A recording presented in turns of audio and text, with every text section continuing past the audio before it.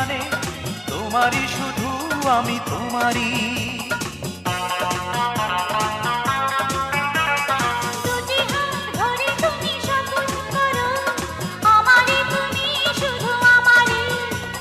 জীবনের শুরু থেকে শেষ যেখানে তোমারই শুধু আমি তোমারই।